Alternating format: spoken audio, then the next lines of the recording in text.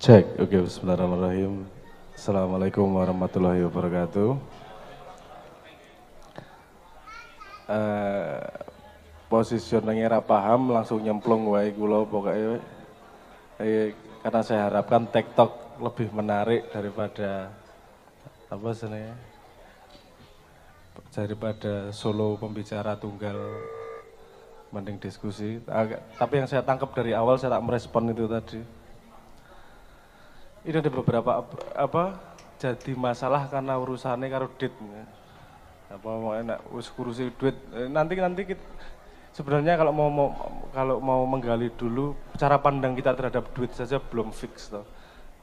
Ada banyak cara pandang terhadap duit, apakah dia hubungannya sama altruisme, kapitalisme seperti apa, tapi itu kejeron, tapi nanti dulu. Gampangnya ngene wae lah nek aku bayangke. Bayangin warung kopi kan itu tadi ya, warung kopi bagaimana profesional dan kekancan gitu begini piye. Nah, saya melihatnya sederhananya gini kok. Warung kopi itu namanya permainan, permainan ekonomi. Kenapa saya sebut sebagai permainan? Karena dalam dunia usaha ada peraturan-peraturan tertentu. Peraturan kudu badi kayak peraturan penghitungan RAB gimana, ngomong pajak seperti apa, bagaimana marketingnya, dan itu kan peraturan dalam permainan. Nah, nek wis punya definisi bahwa itu permainan, kita bisa loncat pakai analogi cara lain. Pakai analogi lain, misalnya gini. Bal-balan. Nah, pemain sepak bola itu kudu profesional lho. Nah, ono back, ono apa senenge?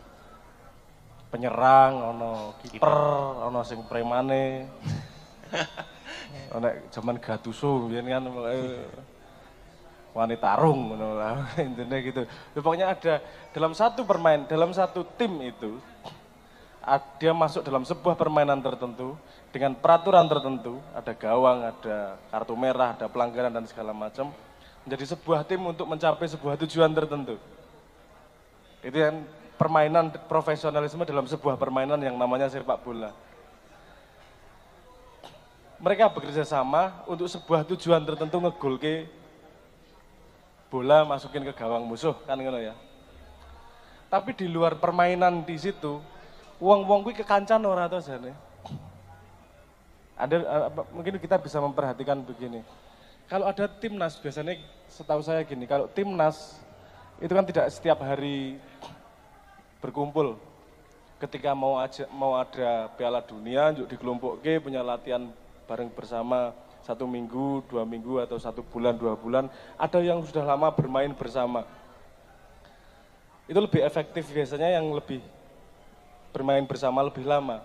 Kenapa? Karena di luar permainan yang namanya sepak bola, mereka berteman juga satu sama lain. Tapi ketika di lapangan sepak bola, mereka masing-masing tahu perannya sendiri-sendiri untuk sebuah tujuan spesifik yang lebih kecil daripada berteman. Nek berteman, hubungan ini manusia antar manusia. Kalau dalam sebuah permainan, hubungannya fungsi dengan fungsi. Untuk menuju sebuah gol tertentu. Nek kekancan golnya apa? Kemesraan. Yo, orang nggak bisa dikatakan kemesraan itu adalah gol, karena kalau gol itu garis finish dan setelah itu udah nggak perlu lagi. Kemesraan harus berjalan terus. Apa sebenarnya? Jadi bukan gol dalam berteman. Berteman ki yo sak lawase. Kan intinya seperti itu. Tidak ada yang menang, tidak ada yang keeping scorecard. Maksudnya aku luwih apa mbangane kuwi ora, pokoknya seserawungan. Karena memang tidak ada tujuan bersama untuk sebagai sebuah tim untuk mencapai sesuatu. Nah, sebagai sebuah tim untuk mencapai sesuatu, entah permainannya bal-balan kayak bisnis kayak apa kayak, itu adalah substruktur dari pertemanan tersebut. Ya, misalnya gini lah, saya sebagai anggota sebuah band, di awal bikin band juga punya peraturan dasar. Oke, kita yang primer apa Ki? Kita berteman sudah lama, terus kita pengen bikin kamar yang namanya band-bandan. Band-bandan punya punya pekerjaan, punya tanggung jawab masing-masing untuk menuju goal yang kita tentukan bersama. Opo Ki goalnya? Adalah karya yang bisa dipakai apa dan seterusnya lah. Jadi kontribusinya jelas untuk mencapai sebuah goal bersama. Tapi ku ya ora ono gunane nek kekancanmu kemudian terkorbankan karena permainan tuh hanya 45 prading bal-balan piro? 90 menit. 90. Babake pindho soalnya. Iya. 90 menit, tapi kalau pertemanan non-stop nih sampai mati nek iso. Ya kali cara pandang dasar itu saja dulu untuk melihat bahwa satu cangkir, ya satu cangkir. Sangat sederhana. Apa enggak ruwet-ruwet juga, asal tahu pemetaannya bahwa kapan kita bermain, kapan kita berteman. Permainan akan lebih canggih kalau pertemananmu luwih raket.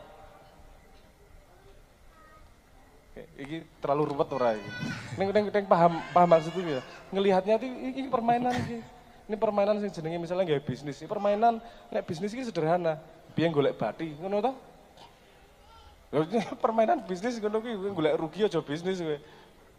Bisnis iki golek bathi. Permainannya memang untuk di situ. Jadi semua teman yang ngumpul dalam satu permainan ini harus punya kontribusi untuk mencapai apa yang diharapkan.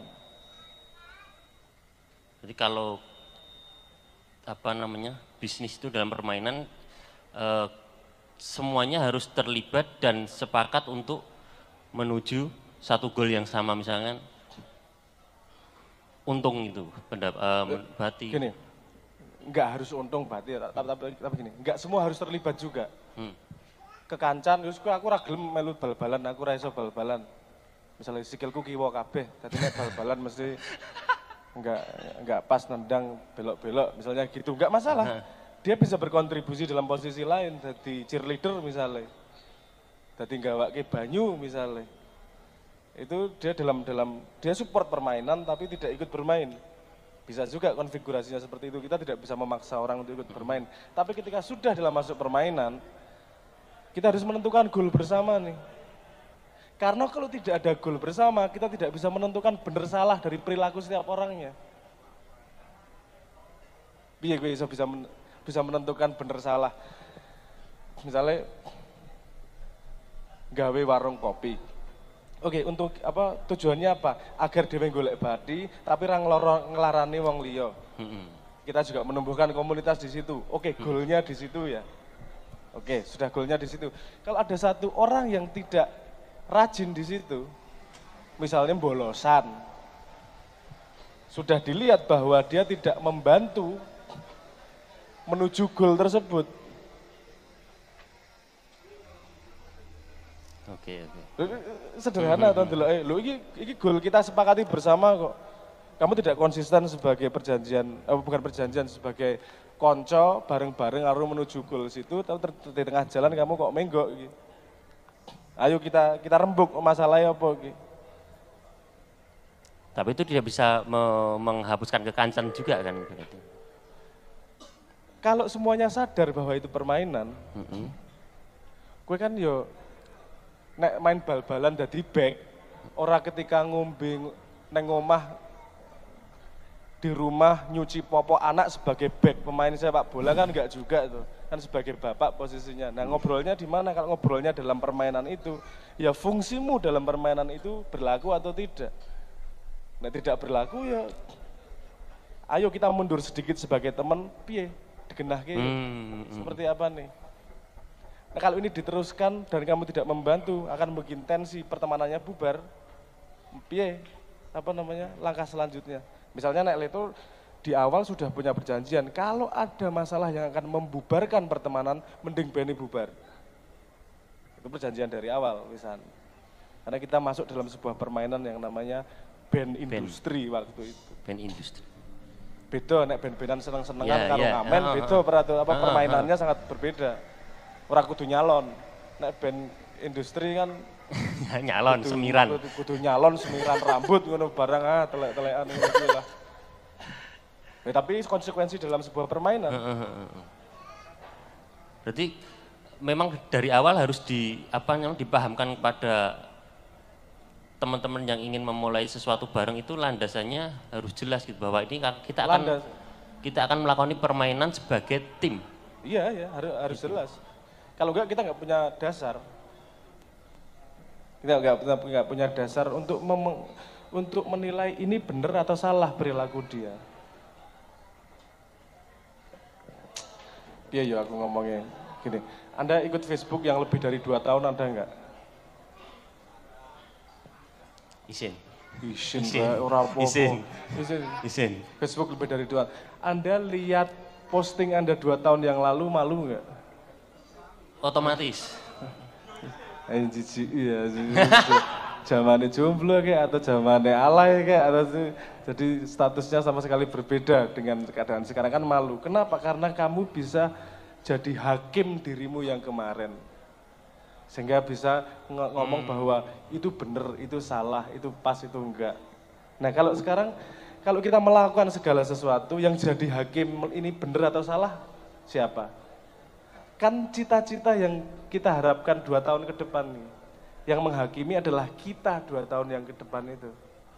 Bukan 2 tahun lagi, tapi sekarang nih, cita-cita dalam 2 tahun nanti targetnya pokoknya kita akan mencapai profit segini tanpa nyakiti sopo-sopo, nah iso ini berkembang seperti ini. Oke, kita punya cita-cita goal yang jelas nih. Sebuah keputusan atau perilaku yang tidak menuju ke sana berarti kan salah. Perilaku yang menuju ke sana berarti perilaku yang benar. Nah, benar salah kan tergantung pada goal dari tujuan kenapa permainan itu dibuat. Nah, kalau tidak ada definisi tujuannya ya tidak bisa menentukan benar salah. Kayak main bal-balan, ngegolke, pokoknya ngelebokke bal neng gawang. Neng ora diomongke gawange musuh apa gawange dhewe. Kan masalah gue. Kan harus spesifik jelas, oke, karena itu yang akan menjadi hakim perilaku saat ini. Ya mungkin teman-teman di sini yang mau memulai kerja bareng teman dekat gitu, mungkin ini modal yang sangat cukup kuat nih pemahaman seperti ini gitu kan. Gimana ketika kita bekerja sebagai tim ya bekerja sebagai tim, pahamilah peranmu di sana gitu. Masalahnya kalau biasanya gini Mas, kalau kita nih di tengah jalan nih, kita sudah pernah peraturan gitu, di tengah jalan kadang-kadang sisi emosional itu masih sering baper. Salah satu definisinya kalau kita ada masalah memecahkannya gimana? Perjanjian dari awal. Nek, kan misalnya pengalaman Neng Leto, cara memecahkan masalah kita adalah nek ono masalah ganjelan, ayo kumpul pisu-pisuan. Selesaikan saat itu, tapi ketika pulang udah selesai. Jadi diminimalisir, dilokalisir keributannya. Dulu awal-awal kita pakai BBM, isi ono sing urip. Nah, maksudnya sih ada yang masih pakai BBM nih. Dulu di zaman BBM kita ada channel khusus isinya pisu-pisuan. Pokoknya kalau ada masalah langsung diomongin di situ. Tapi di yang lain harus clear. Jangan ada misuh di grup bahas tentang karya. Nah, misuh no channel khusus. Di situ seberapa kecil keganjilan kita terhadap teman kita omongin di situ. Tapi kita pastikan bahwa itu untuk memecahkan masalah. Jadi kita punya perjanjian, kita ono channel khusus, nek ono sing ra seneng karo liyane misuh ning kono. Enak, semua sudah tahu bahwa ning kono iki urusannya memang misuh dan memecahkan masalah. Wah, enak banget gue mbiyen. Kowe iki cenah asu ngene ora seneng lha wingi kae ngene. Harus di situ lagi umeng-umengan di situ. Tapi jadi jelas kalau ada masalah memecahkannya di situ. Dilokalisir. Jadi harus ada strategi. Kalau misalnya sudah mikir nanti kalau di tengah jalan ada masalah piye yo, dibikin peraturan sejak awal. Nek ono ganjelan, nek ono masalah, oke yo setiap dino setu dhewe kumpul pisu-pisuan. Selesaikan masalahnya di situ. Nek ora keluar dari situ kita sudah satu tim lagi. Kudu rampung ning kono. Wah, itu dramanya ya menarik. Ya. Itu bagian dari pertemanan. Bagian dari pertemanan adalah seperti itu. Loh aku mbiyen karo bocah-bocah Leto pas rembukan pisu-pisuan ngono tangis-tangisan bareng. Wah, aku ki sayang karo kowe ning kowe bajingan. Mosok ngono karo aku yo itu drama koyo India ngono kae. Tapi ya bagian dari pertemanan ya yang membuat mesra adalah ketika ya nek kowe serabi ngerti lah. Baribut ro bojo kuwi biasane luwih hot. Oke. Ternyata tidak hanya untuk bisnis juga, tapi teman-teman di sini yang hadir itu juga dari kalangan band, Mas. Dan mungkin ini juga bisa jadi sangu yang cukup apa ya, sangat bisa dipegang lah kalau kok gitu tuh Mas. Wong WhatsApp itu loh Mas, tim kita satu grup WhatsApp ada satu di-kick itu terus rasanya keloro-loro gitu, kok aku ditokke. Itu padahal grup WhatsApp yang mau kerja bareng mau ora, pokoknya di situ nggak direspon, nggak ada apa, itu kan apakah memang secara psikologis itu pengaruhnya besar sekali sehingga perlu wahana lain, grup-grup yang lain. Misalkan iki nggo pisuan terus iki nggo rembug serius, iki nggo misui kae khusus ngono. Kowe ora tau nganggo BBM mesti ya. Sampun. Oh, sampun ya. Nggih. Biar kan satu grup ada sub apa jenenge sub chat grupnya. Nek WA kan saiki sak grup Yeah. ada sub-sube. Jadi masalah di kick itu nggak ada nek zaman BBM biar. Tapi menurutku ya itu dari kancamu SD kowe sik kenal piro teman jajal. itu bukan definisi rasa. Ya. Bukan ada hal-hal yang Teman gitu tidak bisa kita rencanakan untuk membuat kita tetap teman itu sama orang terbukti itu dari atau perjalanan. berpisah sama orang itu. Yang pasti jangan Kalau memang di tengah jalan orangnya jangan kan menganggap itu bahwa bersama itu selalu output terbaik. Kadang-kadang output terbaiknya adalah berpisah. Wah, ciker iki Iya. sing Jadi kuat, Mas. pacar. Kadang-kadang oke, yo break dhisik 3 bulan ya, maksudnya bar ki kangen. Ngono bareng. Wong jenenge drama urip kok. Nek lempeng-lempeng wae ra menarik uripmu mesti. Semua orang mengalami itu kok. Oke, mungkin ada yang mau menanyakan sesuatu terkait pertemanan, karena WhatsApp itu kan ya satu fenomena yang ini Mas, apa namanya, menarik menurut saya untuk dikaji, terutama dengan masalah kekancan itu tadi. Ketika seperti yang saya tak mungkin tadi, sehingga nyangger ngechat direspon tapi aku enggak, kan ini lebih apa namanya, seolah-olah itu lebih menyakitkan gitu loh, daripada kok aku ora digagas ngerti-ngerti do metu gara-gara aku misalnya kayak gitu. Guyu ta Mas? Angel ya ngene iki ya. Nah aku prinsipnya iki dadi sharing ra cetha iki ya wis monggo-monggo ae lah sharing ra cetha. Nah aku prinsipnya begini. Kalau kita mengantisipasi perasaan semua orang, Gusti Allah ini wae ana sing ra seneng kok. Nabi Muhammad wae ana sing ra seneng kok. Kowe membayangkan semua orang seneng karo kowe ya ora mungkin lah. Mesti ana sing ora seneng. Entah karena sebabnya kamu sengaja atau kamu tidak sengaja. Nah aku sederhana, jujur menjadi dirimu sendiri.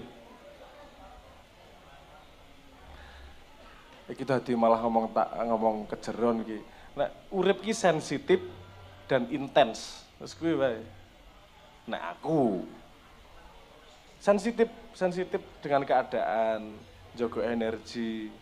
Terus apa sih intens ki tenanan ngelakoni apa-apa gitu. Yang kono sing rapas, ora cocok, ono sing setelane beda. Ya memang seperti itu.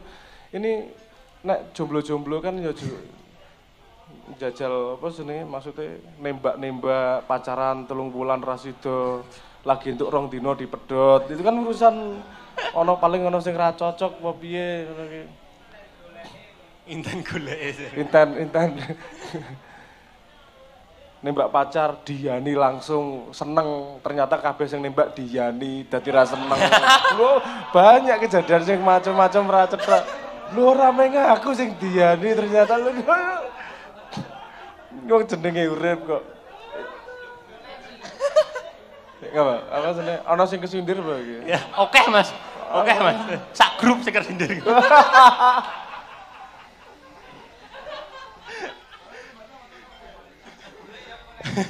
Monggo dari grup ada yang ditanyakan.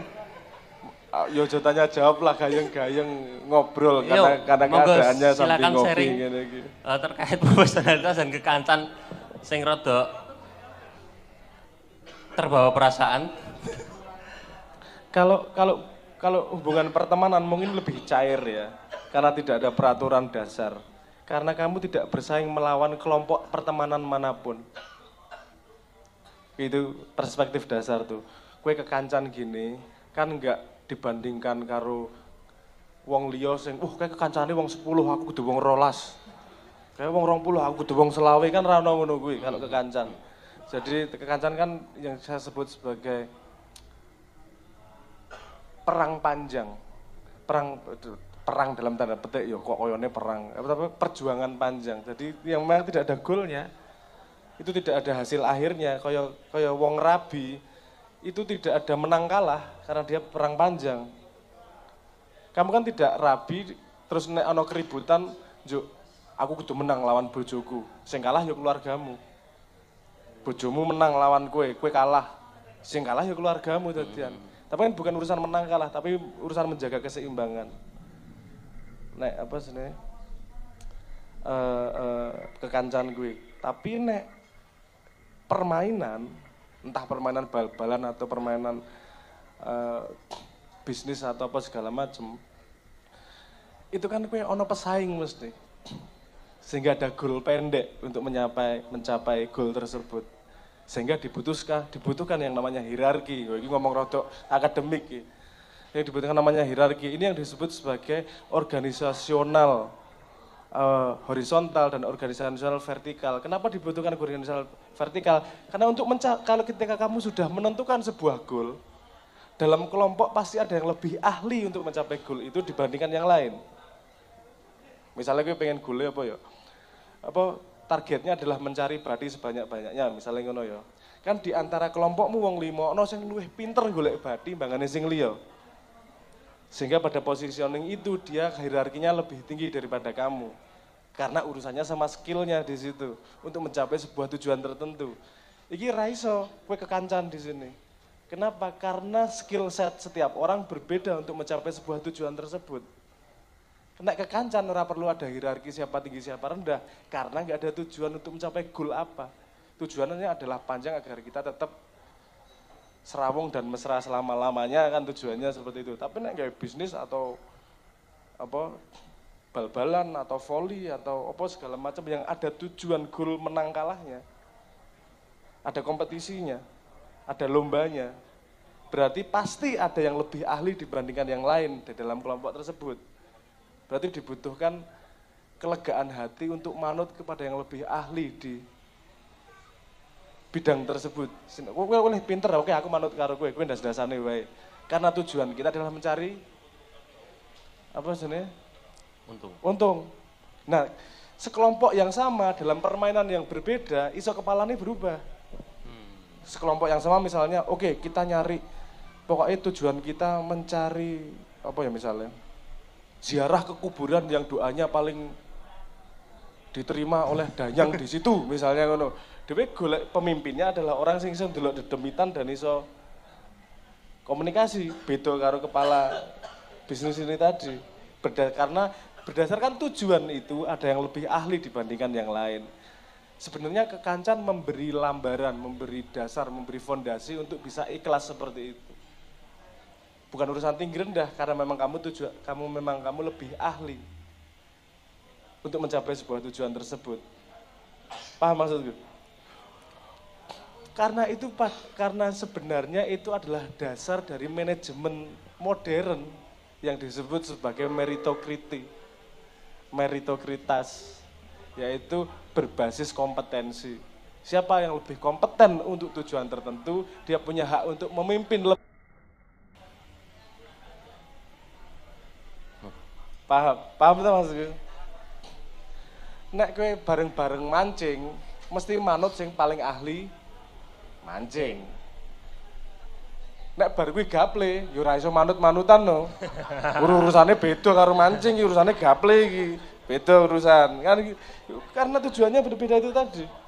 Nek kekancan enggak ada tujuan mau kemana, pokoknya dhewe serawung terus ora apa jenenge enggak pecah nih pertemanannya. Kan jadi kita harus tahu kita berdiri di mana posisinya. Karena kita setiap hari juga melakukan itu kok. Kalau di rumah sebagai bapak, kalau di sini sebagai teman, kalau di warung sebagai pekerja, kalau di jalan sebagai pengguna jalan, we punya pertimbangan yang sama sekali berbeda semua. Kita sebenarnya terbiasa dengan itu. Ming rodok ra trimo karena urusannya karo duit kuwi lho. Nek Duit mulai akeh ya. Piye kowe? Padahal luwe ahli asline. Karena gini juga, kita agak selip memandang duit. Sebenarnya duit itu apa sih? Duit ki yo enak pokoknya kan ini. Duit adalah pengganti ilmu pelet misalnya kan. Nek kowe mbiyen golek pacar kudu ilmu pelet, golek ning dukun saiki ATM-e gede ngono wis pengganti pelet kuwi. Jadi salah satu fungsi duit juga sebenarnya. Tapi gini, iki dadi ngomong rodok nganu ya. Intelek pitik ya. Intelek pitik. Apa jenis gini.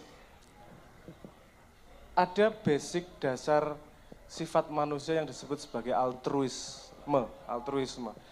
Keinginan manusia untuk berkontribusi terhadap orang lain.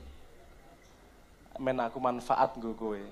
Men aku kanggo untuk orang lain. Itu disebut altruisme. Altruisme itu kemudian difikskan oleh Adam Smith, bukan Adam Smith motret lah. Tapi itu kemudian difikskan jadi sebuah sistem yang namanya kapitalisme itu. Duit itu bukan rebutan duit sebenarnya kapitalisme itu. Duit hanyalah indikator seberapa kamu manfaat untuk orang lain. Orang mungkin kowe ngeke duit nang wong liya nek orang liya kuwi tidak memberi manfaat kepada kamu. Pandangan dasar duit itu sebenarnya seperti itu, sebagai tolak ukur kontribusimu terhadap society. Sebenarnya gitu aja, asalnya, awalnya. Tapi kemudian kan terus terjadi kerancuan lah, bukan kerancuan lah, perkembangan pikir. Duit bisa menjadi jalur kontrol, karena kue tak bayar berarti kue manut karo aku. Jadi gitu. Kalau cara pandangnya sudah berubah, perilakunya juga pasti berubah. Nah, kalau kita sudah punya pandangan dasar bahwa uang adalah key matrix, adalah tolak ukur terhadap atas kontribusimu terhadap tim ini, misalnya gitu. Kenapa gue dibayar saono? Karena kontribusimu di sini dihargai segitu. Kenapa pimpinan lebih tinggi bayarannya? Karena tanggung jawabnya lebih luar, kontribusinya terhadap company dan resiko yang dia tanggung lebih besar daripada yang lain. Sehingga duitnya luwih akeh, dudu urusan sikut-sikutan, bukan urusan yang lain. Basicnya sebenarnya seperti itu. Tapi kemudian saya bilang tadi mengalami perkembangan dan arah yang lain. Kita jadi ngomong sesuatu yang sangat lebar ini nanti kalau kita ngomong situ. Nah kita, daripada kita ngomong duit pada bias-bias yang berbeda, kita ambil dasarnya dulu. Menurut saya kalau mau ngomong bisnis, tadi itu kan kita menentukan rule dasarnya seperti apa, kita menentukan goalnya seperti apa untuk menjadi hakim kita, benar salahnya perilaku kita saat ini, dan kemudian kita membuat cara pandang yang tepat terhadap duit. Duit bukanlah scorecard, bahasa Indonesia scorecard, bukanlah penghitungan skor, sapa sing luwih gede dite berarti luwih HP, enggak seperti itu. Duit adalah penanda kontribusimu pada kumpulan itu. Berarti nek duitmu saono ya kontribusimu saono berarti. Duitmu saono kontribusimu saono. Nek kowe tidak memberi kontribusi ya kamu tidak berhak mendapatkan duit. Ya sederhana itu.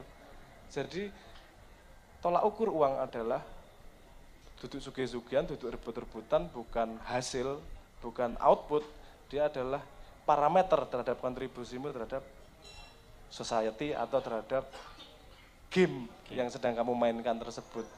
Walaupun ada tolak ukur yang lain terhadap kontribusi itu, penghormatan, penghargaan, ono kami tua, ada kiai yang dihormati oleh orang banyak, itu penghormatan juga salah satu cara, juga salah satu currency, salah satu mata uang atau currency, alat tukar terhadap kontribusi tersebut. Biasanya kontribusi yang spiritual, yang lebih ke arah spiritual, tidak berbentuk duit, biasanya lebih berbentuk penghormatan, lebih berbentuk kepatuhan dan seterusnya. Tapi kalau kontribusi yang lebih nyata, ya bukan nyata ya, lebih tangible, lebih terukur, dia diukurnya dengan duitnya, dengan seberapa gaji yang dia dapatkan tersebut. Lagi ngomong doa banget gitu. Kuwi wacanan dhewe bukune salah satune sing menarik urusan kuwi lah. Bukune Requisite Organization wacanan dhewe. Kenalkan nama saya Dery. Saya Jelas ki dari panjang lebar iku. Solo. Tapi intinya seperti itu. Pertanyaannya simpel sih, seperti banyak orang yang berpendapat sampai ada pandangan masyarakat soal konco-konco duit-duit. Duit kuwi ra iso dijak ke kancan. Itu sampai ada pandangan seperti itu karena memang itu hal yang sangat sensitif istilahnya gitu. Nah pertanyaannya ketika tadi kayak yang dijelaskan Mas Abrang sebelumnya, kalau kita sudah berteman dan ingin mencapai tujuan tertentu kan harus ada komitmen di awal, ini harus seperti A, B, C dan seterusnya. Lah itu nanti akan berubah ketika kita sudah mendapat suatu imbalan atau keuntungan. Nah rusaknya kan biasanya di situ, ketika sudah ketok untungnya, ketok batine iki karo koncoy ngantek tegel istilahnya gitu ya.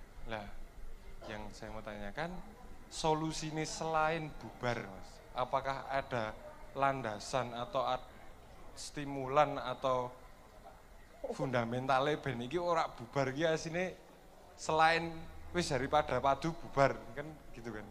Misalnya ini sudah punya prospek baik misalnya atau sudah punya kaitan yang cukup luas apa yang kita buat itu, selain bubar iki kudune diapak gitu gen kekancane enak ning yo usahane tetap atau tujuan dari kumpulan kita juga tercapai gitu saja. Matur suwun.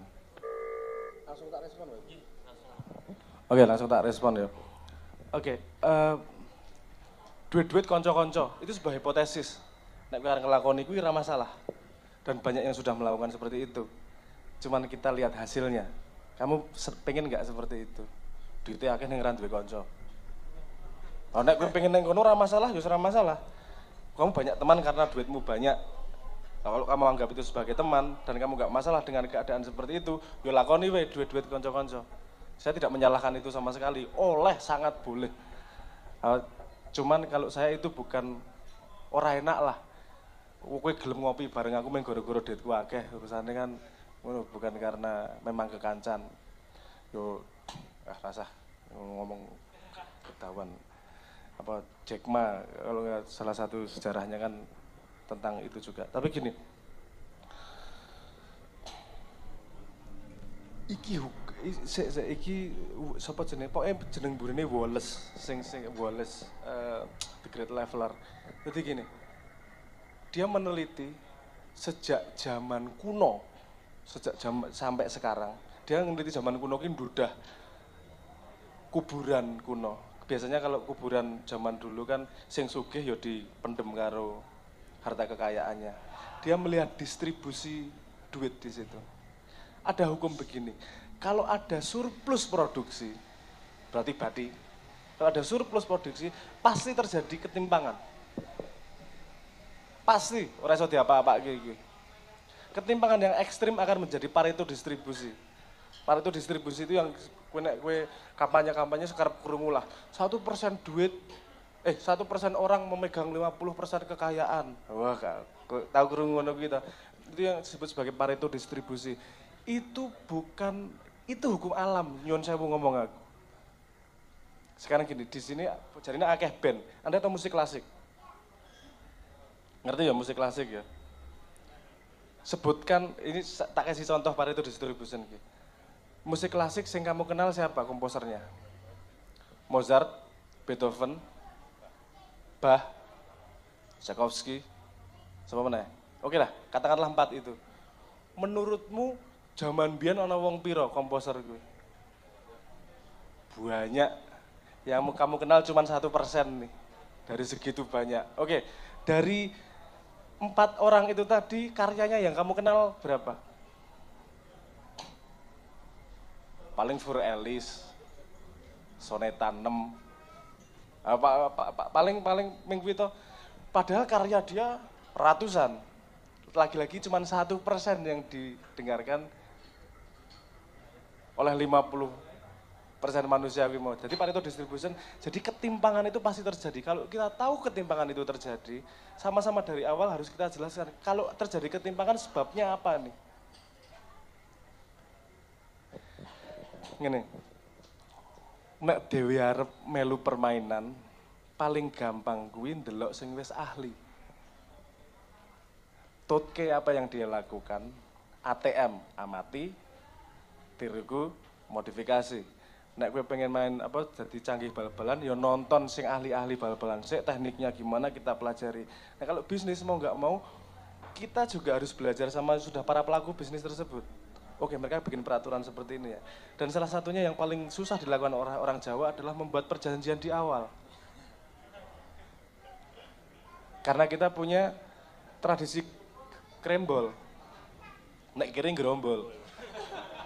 Oke, kiri yuk gerombol lah, nek kiri kompaknya ra karuan. Nek wis ana duit cethithik ya rebutan pangan-panganan.